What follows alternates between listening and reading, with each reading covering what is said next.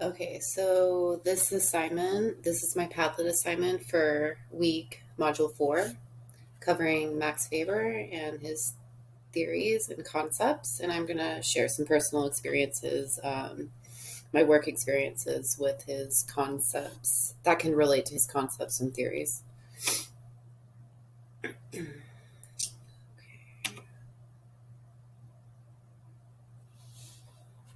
Okay, so Weber and his theory on objectivity, I can really relate to this.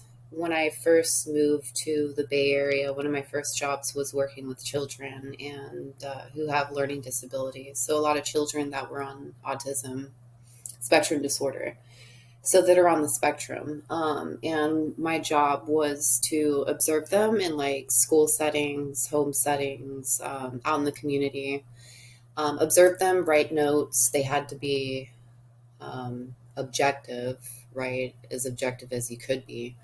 And then I would write them down, save them, email them off to my supervisor.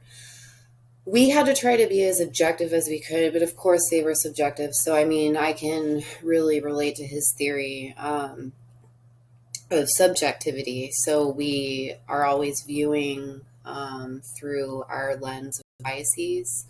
So when I'm observing a child who's like, I don't know, 5 in a preschool setting, that's black. Of course, I have these biases that I grew up with, of course. So I'm not going to give the full. I'm not going to be able to give a super scientific, objective,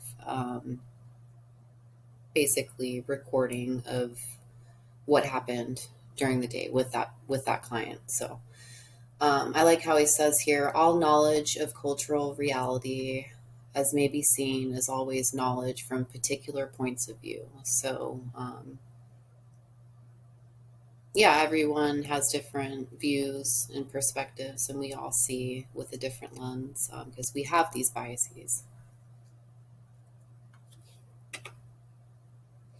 Oh, another thing too that helped me explain kind of America's individualistic mentality, because my family and I are originally from New Zealand. My mom met my stepdad, who's my dad. I love him. He's American. But yeah, and then we moved to the States in 1999.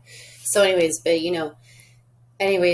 America has this, like you said in one of your lectures, pull your uh, pull yourself up by your bootstraps mentality. So basically, like that comes from the term back in like the 1920s, basically meaning that it's something that's impossible to do without doing something impossible without the help of others. So I thought that was really interesting. We do live in that society. My dad totally has that mentality. He's a naval officer, retired naval officer. So he raised us with that mentality. So I really liked this theory on capitalism and where it kind of came from, with the early immigrants and escaping English colonial rule and everything, and how they saved their money. Idleness was a sin.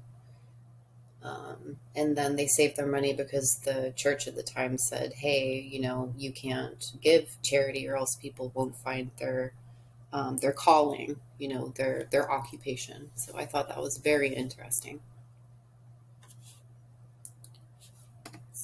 All right. Thank you for listening.